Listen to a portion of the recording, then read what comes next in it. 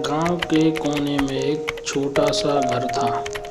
दीवारें कच्ची, छत टपकती हुई, लेकिन उस घर में एक बहुत बड़ी दौलत थी, माँ का दिल।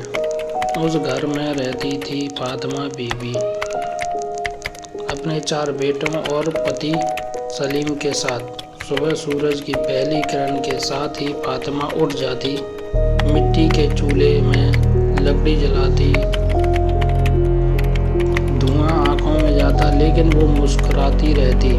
बच्चों के लिए रोटियां बनाती, पानी भरती और फिर सबको प्यार से उठाकर खाना खिलाती।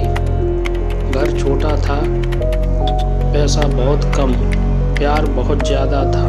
हर दिन किसी न किसी चीज़ की कमी रहती, कभी आटे की, कभी तेल की, कभी दवाई की। लेकिन फातिमा हमेशा कहती, बस मेरे बच्चे मुस्कुरा लें, बाकी सब ठीक है। पति की बेबसी, नौकरी नहीं, सिर्फ इंतजार। सलीम पढ़ा लिखा आदमी था, ईमानदार भी था। वो गांव से शहर तक हर जगह नौकरी की तलाश में गया। कई बार इंटरव्यू दिए, कागज भरे, लाइन में लगा रहा, लेकिन हर जगह एक ही बात सुनने को मिलती, थोड़ा पैसा दे दो भाई, काम हो जाएगा। सलीम का दिल टूट जाता।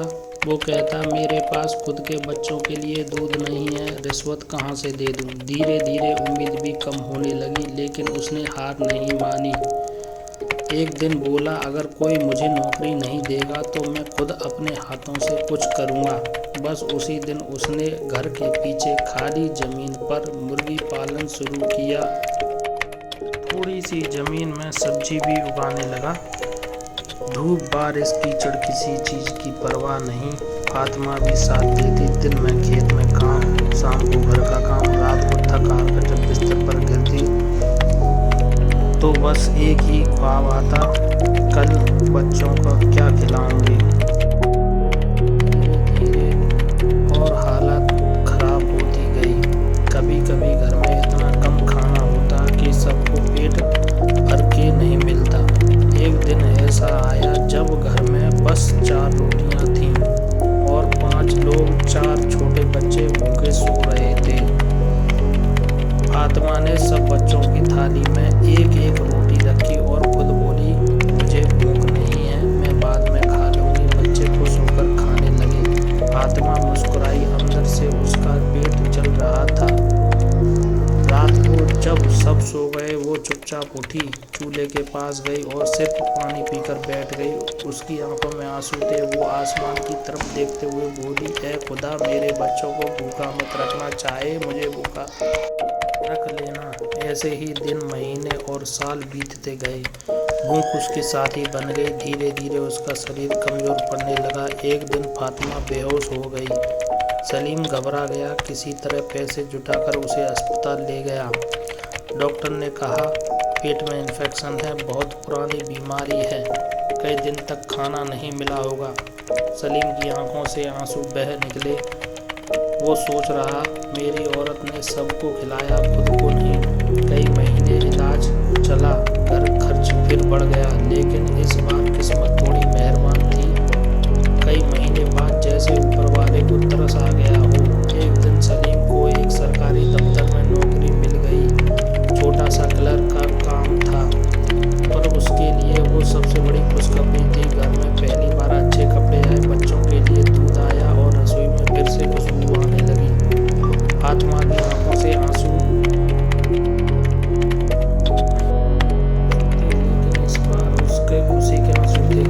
ठीक होने लगी।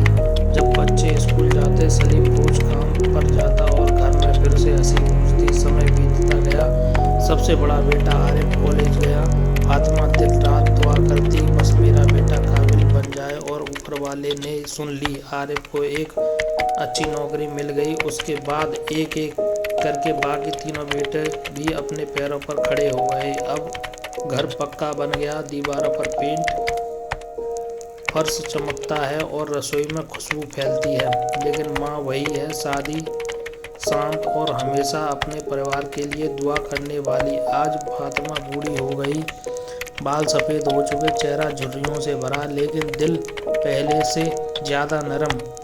जब चारों बेटे उसके पास बैठते, उनके पैर दबाते तो वो मुस्कुराकर कहती, अब पेट नहीं जलता बेटा, क्योंकि दिल भरा है। वो अब कब भी कम खाती, लेकिन अब कभी की वजह से नहीं, संतोष की वजह से। अंत में माँ की ममता कभी भूखी नहीं रहती।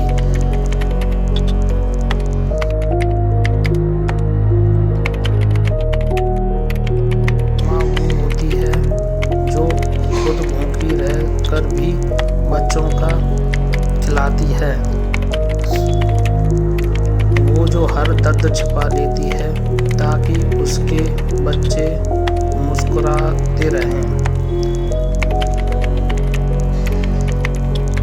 फातिमा की कहानी सिर्फ एक माँ की नहीं, हर उस औरत की है जिसके अपने परिवार के लिए सब कुछ सहा, लेकिन कभी भी शिकायत नहीं की। सच में फातिमा जैसी माएँ ही इस दुनिया की सबसे बड़ी दौलत हैं।